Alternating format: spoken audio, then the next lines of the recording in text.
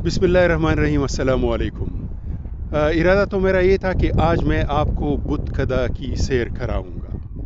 जिस पहाड़ की चोटी पर मैं बैठा हुआ हूँ, इस पहाड़ को बुतकदा की पहाड़ी कहा जाता था 20-25-30 साल पहले तक।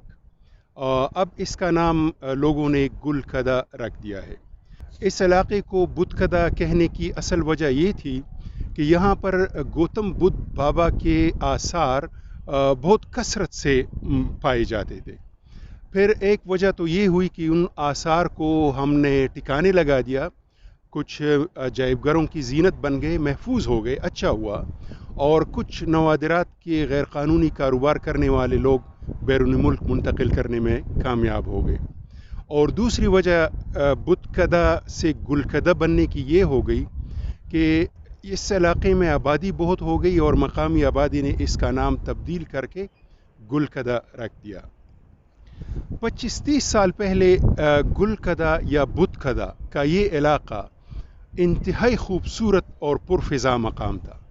यहाँ पहाड़ के दामन से लेकर मिंगोरा शहर तक सरसब्ज़ शादाब खेत थे, जिसमें पलदार दरख्त लगे हुए थे और तरह तरह के फूल। मुझे ख़ुद याद है, हम यहाँ आते थे और गांटोल, जिसको अंग्रेज़ी में ट्यूलिप कहते हैं, ट्यूलिप के फूलों के गुलदस्ते बनाकर हम यहाँ से वापस जाते थे।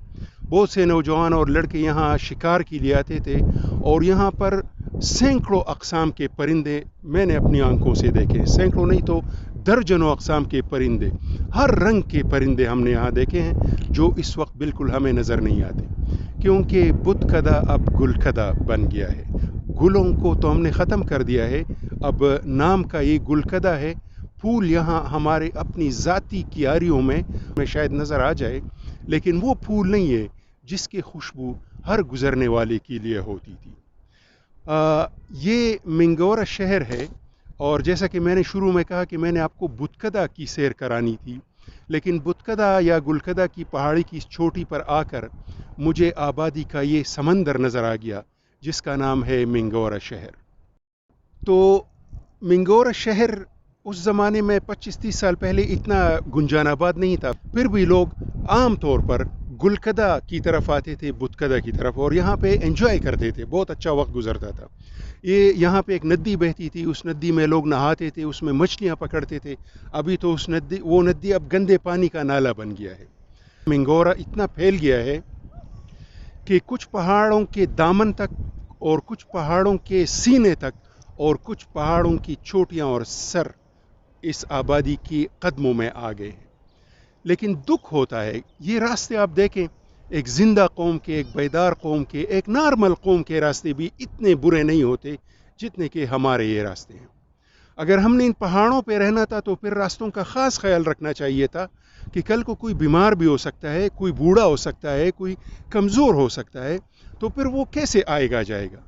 तो रास्तों के लिए हमारी सोच, कुछ मजबूरियां भी हैं, मैं किसी को मोरद इल्ज़ाम नहीं ठहराता, लेकिन हर आदमी की सोच अपने बारे में है कि मेरा रास्ता कैसे बनेगा, मैं कैसे अपने घर तक पहुंचूंगा।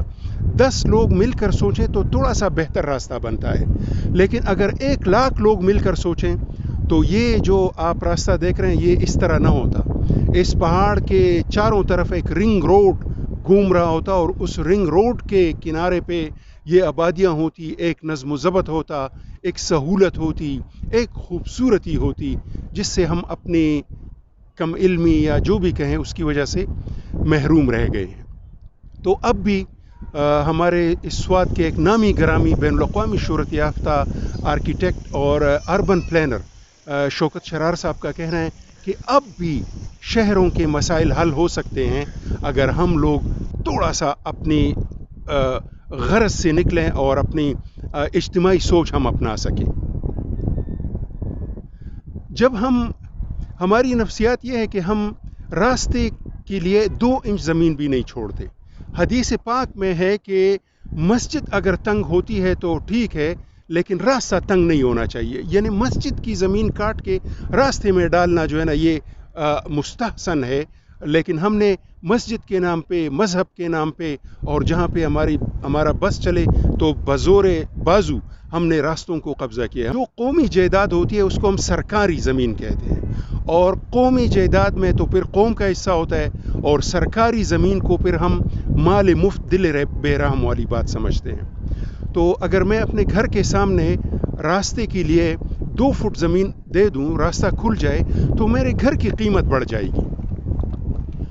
اور اگر میرا گھر ایک ایسے راستے پر واقع ہو جو 10 فٹ ہو تو میرے گھر کی قیمت 1 ہوگی، اور اگر وہ راستہ 20 فٹ ہو تو گھر کی قیمت بڑھ جاتی ہے۔ لیکن یہ بات پتہ نہیں ہماری سمجھ میں کیوں نہیں آتی۔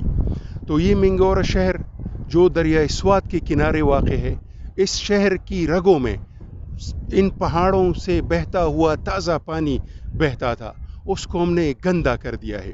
اس شہر کو دیکھیں، اب آثار قدیمہ کیا ہوں گے؟ یہ جو توڑے مطلب کہ سبزہ اور کھیت نظر آتے ہیں، یہ آنے والی نسل کے لیے آثار قدیمہ ہوگا کہ کسی زمانے میں اس علاقے میں اس طرح کے کھیت ہوا کرتے تھے۔ اور منگورا شہر بالکل آبادی کا ایک سمندر نظر آ رہا ہے، اور یہ دیکھیں، یہ ہزاروں لاکھوں گھر، اور ہر گھر میں 15 20 25 30 لوگ رہتے ہیں، اور ہر آدمی کا خیال ہے کہ دنیا کا مرکز میں ہوں، اور اس کائنات کو میری سہولت اور میری مرضی کے مطابق حرکت کرنی چاہیے۔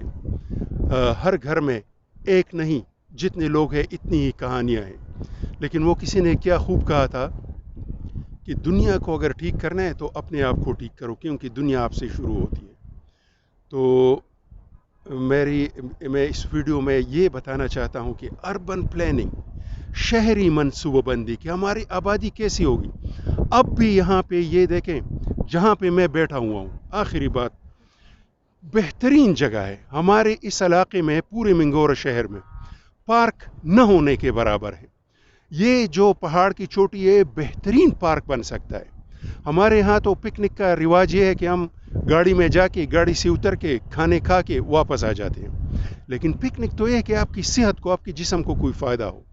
تو میرا اب بھی یہاں جو بھی بلدیاتی الیکشن ہونے والے ہیں، یا جو ڈسٹرکٹ مینجمنٹ ہے، ایڈمنسٹریشن ہے، ان سے میری ریکویسٹ ہے کہ یہ پہاڑ کی چوٹی پہ بھی یہ کیا کہتے ہیں، باؤنڈریاں بن رہی ہے اور آبادیاں یہاں تک پہنچ رہی ہے۔ پہلے حصے کی آبادی یہاں تک پہنچے۔ میری ضلعی حکومت سے، ضلعی انتظامیہ سے اور نئی منتخب ہونے والی قیادت سے ریکویسٹ ہے کہ اگر یہ 1 لاکھ کی زمین ہو، آپ 10 لاکھ میں خریدیں، لیکن اس پہاڑ کی چوٹی میں میکسیمم علاقے کو پریزرو کریں۔ ان راستوں کو اگر بہتر بنا سکتے ہیں تو ٹھیک ہے، ورنہ اسی راستے پہ لوگ آئیں، اس کلچر کو ہم پروموٹ کریں۔ ہم صبح آئے ہیں، اتنا مزہ آیا ہے، بلندی کا اپنا مزہ ہوتا ہے، تازہ ہوا کا اپنا مزہ ہوتا ہے۔ تو میری ریکویسٹ ہے کہ یہ جو پہاڑ کی چوٹیاں ہیں، کم سے کم ان چوٹیوں کو ہم اس طرح محفوظ کریں کہ گاڑیاں ہم اپنے گھر میں رکھیں، اور ہم پیدل چلتے ہوئے اپنے بیوی بچوں کے ساتھ، اپنے پیارے اور اپنے دوستوں کے ساتھ ان چوٹیوں پہ آئیں، اور یہاں تازہ ہوا کا مزہ لیں، یہاں آبادی کا یہ سمندر دیکھیں، اور پاپولیشن ایکسپلوژن کو اپنی آنکھوں سے دیکھیں، تاکہ آج کے بعد ہونے والی آبادی میں تھوڑی سی منصوبہ بندی ہو، اور ہمارے بچوں کے لیے، آنے والی نسلوں کے لیے راستوں کی صورتحال اتنی شرمناک نہ ہو جتنی ہماری اپنی ہے۔ کچھ سخت باتوں کے لیے معذرت۔ السلام علیکم۔